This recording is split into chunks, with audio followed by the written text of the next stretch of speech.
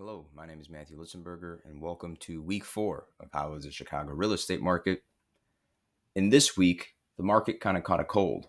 New listings stagnated and demand was blunted. As always, you can read the full article on my website.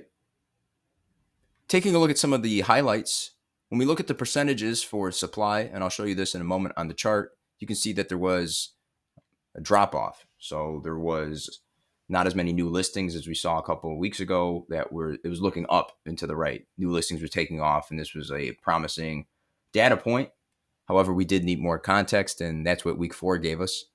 So the market is kind of mirroring what 2024 is. Demand did increase. These percentages are somewhat misleading because the issue is the number of units. So even though the percentage is there, the distance between units is very negligible. Matthew, in the thought process of how do we get more inventory into the market, I think in that case, it's kind of like whose line is it anyway, where everything's made up and the points don't matter. Who knows?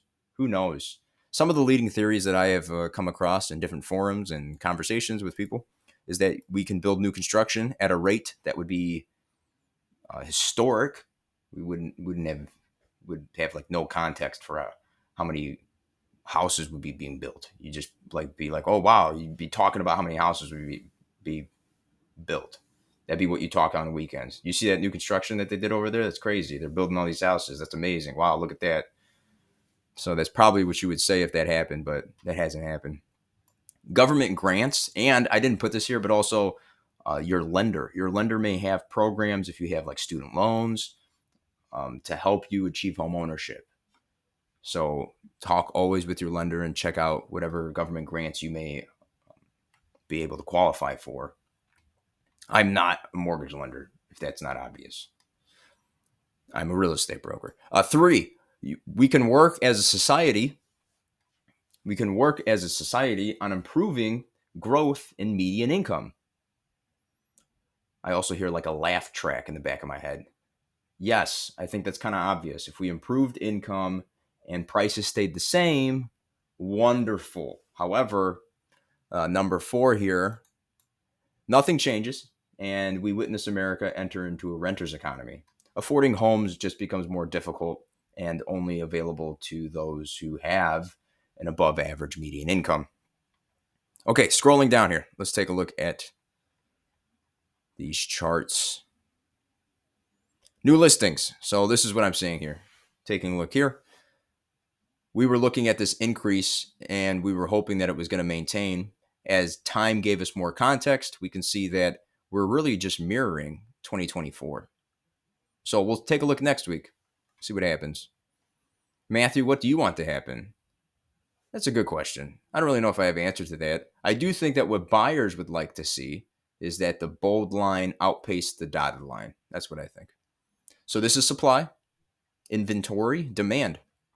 Who's purchasing? How many people are purchasing? So in detached, it's surpassing 2024 numbers, which kind of gives an indication that there's a lot of buyers on the sideline looking to buy houses, but are getting rejections from their offers. So buyers submit offers on the same property. One of them gets it, and then the others are disappointed. Kind of like The Bachelor. I don't watch that, but it's it. Yeah. Anyway, the bold line, I just find this fascinating. You can see it's just mirroring. It's just mirroring what happened last year. Now, obviously, that's somewhat expected. At some point, it won't. At some point, it won't. At some point, it will. It'll either go up or down. So right now, it's trending. 2025 is trending downward, and you can see that here very clearly with inventory of homes for sale. The more and more distance between the dotted line and the bold line means there's less and less inventory, and there's less and less inventory coming into the market, which means there's less and less sellers and more buyers. Maybe not necessarily more buyers, but there's just not as many opportunities to buy a house. And there is no getting around this. I said this before in other videos, but this is historic. It's historically low inventory.